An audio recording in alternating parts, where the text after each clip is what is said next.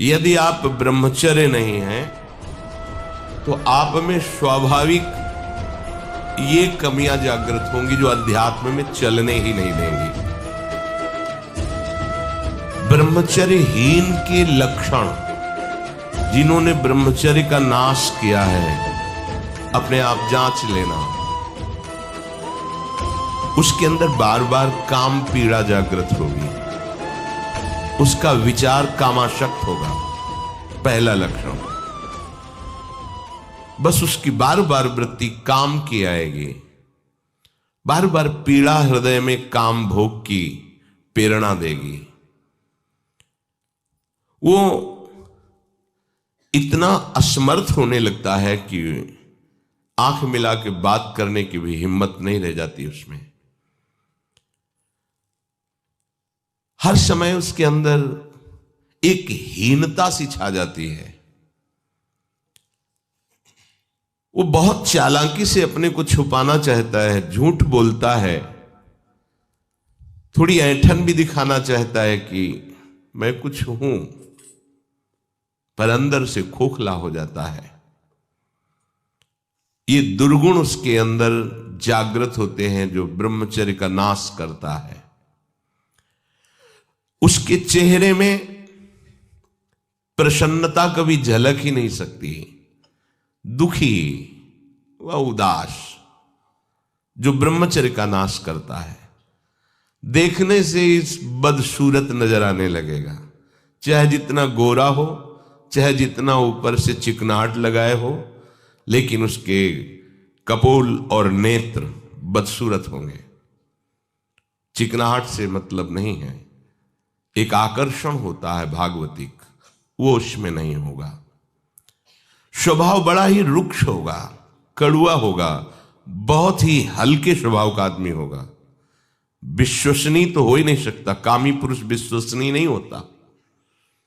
वो कभी भी बदल सकता है, उसमें क्षमता नहीं है एक बात पर टिके रहने की। वो कसम खाए तो भी बहुत शीघ्र अपनी कसम तोड़ देगा। स्वभाव में कभी उसकी प्रसन्नता नहीं होगी, स्वभाव उसका चिड़चिड़ा बन जाएगा। रूखा होने के कारण नाक में गुस्सा रखी रहेगी, जरा सी बात में वो बहुत क्रोधित हो जाना, अपनी खोपड़ी फोड़ने लगना, दूसरों की फोड़ने लगना, अपने थप्पड़ मारने, मतलब एक जैसे कोई विक्षिप्त आदमी, पागल आदमी, ऐसी उसकी चेष्टाओं ने चीख चीख के बोलना, माथा पटकने लगना, ये लक्षण है ब्रह्मचर्य का नाश करने वाले के। वो जीता तो है पर मुर्दे की तरह निस्तेज, उसमें उत्साह, उसमें शूरवीरता, ये सब क्षीण होने लगती है। शूरवीरता काम क्रोध आदि को सहन करना है। उसके कपोल में हल्के हल्के से सांवले दाग प्रकट होने लगते हैं, एक झुर्री सी पड़ने लगती है। ये वीरनाश का लक्षण है। आंखें धस जाती हैं और उसकी हड्डियां कमजोर होने लगती हैं, बाल पकने लगते हैं, झड़ने लगते हैं। वीर भगवान के द्वारा दी हुई वो शक्ति है जिससे भगवत प्राप्ति में बहुत सहयोग होता है। ये जानबूझकर ऐसी क्रिया करते हैं जिससे वीरपात हो। रोग न रहते हुए भी इनको बहुत सी पीड़ाएं स्वाभाविक प्रारंभ हो जाती हैं।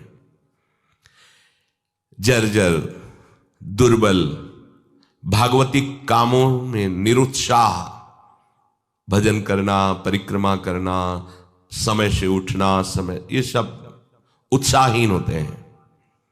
थोड़ा भी परिश्रम या मेहनत करने पर हांफने लगना, थक जाना, दैनिक दिनचर्या बिल्कुल ठीक ना होना, चित्त में बहुत सी कुचिंताएं बढ़ जाना, थोड़े से डर की बात आते ही हृदय में ऐसी धड़कन होने लगना, भयभीत होने जाना, थोड़ा सा दुख एक पहाड़ जैसा लगना, थोड़ा सा भय ऐसा लगना कि अब क्या क्या होगा, घबराहट पैदा हो जाना, बार बार भूख लगना, पर वो भूख पचाने वाली नहीं होती, वीर नाश करने वाले को बार बार खाने की इच्छा होती है क्योंकि उसका लीवर खराब हो रहा है। ये अच्छा लक्षण नहीं बार बार भूख लगना कि बहुत बढ़िया लीवर काम कर रहा है, नहीं, अंदर कब्ज बन रही है, लीवर डाउन हो रहा है और आपको बार बार भूख ले रही। ये झूठ में फंसाया जा रहा है, ये झूठी भूख है जो तुम्हारा रोगों का घर बनेगी। उसकी जठराग्नि मंद पड़ जाती है, भोजन ठीक से पचता नहीं, मलबद्धता हो जाती, कब्जियत हो जाती है, परिणाम में बवासीर आदि कई तरह के रोग प्रकट हो जाते हैं। या तो नींद नहीं आने लगेगी या फिर ऐसी आएगी कि घंटों मतलब 8-10 घंटे सोए फिर भी उठे फिर भी आलस्य प्रमाद ये बना रहेगा। आंखों में हर समय भारीपन बना रहेगा, बिना किसी चेष्टा के रात्रि में स्वप्न दोष हो जाएगा, वीरपात हो जाएगा। ये उसके लक्षण है जो जानबूझकर ब्रह्मचर्य का नाश करता है। वीर का इतना पतला हो जाना कि लघुशंका के लिए जोर करने पर वीर निकल जाना बहुत बड़ी हानि है। नए नए बच्चों में जब उनसे प्रश्न करते हैं कि आपके दर्शन से ऐसा महसूस होता है आप कोई गलत चेष्टा करते हैं, तो वो कहते हैं अब नहीं करता, लेकिन पहले जब आपसे मिला नहीं था तब होती थी, लेकिन लक्षण तो अब भी प्रकट हो रहे हैं। तो कहते वो स्वाभाविक वीरपात हो जाता है, स्वप्न दोष में भी और लघु शंका में भी। इसका कारण है आपने बहुत ही गलत आचरण किए हैं। ये जो हस्त मैथुन आदि क्रियाएं हैं इनके द्वारा पूरा का पूरा आपका जीवन नष्ट हो जाता है। इसे खिलवाड़ मत समझो। चाहे गृहस्थी में भी जाना हो तो खिलवाड़ मत करो। आप गृहस्थी लायक नहीं रह जाएंगे। आप जो गृहस्थ धर्म में संतानोत्पत्ति क्रिया है आप उसके लायक नहीं रह जाएंगे, आप में योग्यता नहीं रह जाएगी। इसलिए सावधान। परमार्थ में चलना है तो अत्यंत आवश्यकता ही है ब्रह्मचर्य की, पर गृहस्थ में चलने के लिए भी ब्रह्मचर्य की आवश्यकता है। जहां वो पेशाब करने के लिए जोर लगाते हैं तो वीर स्खलित होने लगता है थोड़ी थोड़ी मात्रा में। ये हस्त मैथुन करने वालों का प्रधान चिन्ह है। इसका परिणाम यहां तक हो सकता है कि पुरुषत्व का नाश होकर नपुंसकता आ सकती है।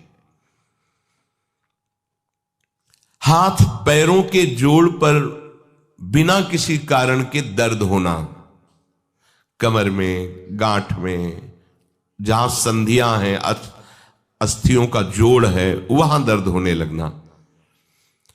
सर में जरा भी विचार करने पर दर्द पैदा हो जाना। किसी विषय पर विचार कर या मंत्र में ध्यान कर तो सर में दर्द होने लगना। हाथ पैरों में शिथिलता आने लगना। दिमाग में एक सनसनी पैदा हो जाना।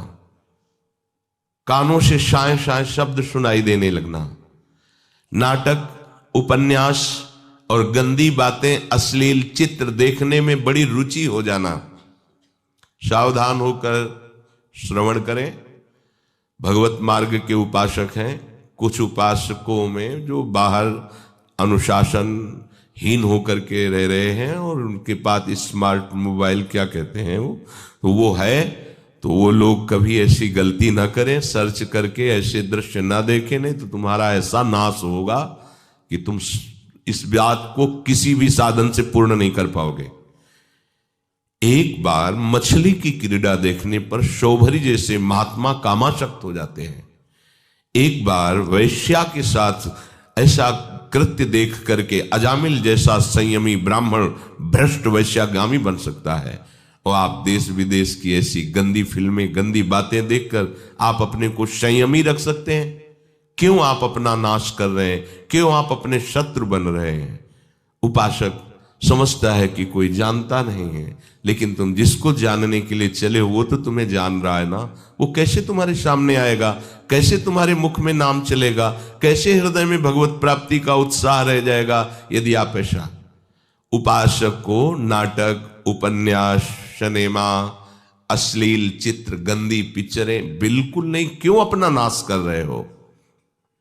पर उसको रुचि हो जाएगी, जो व्यभिचारी प्रवृत्ति से युक्त है उसको ये अच्छा लगेगा। बार बार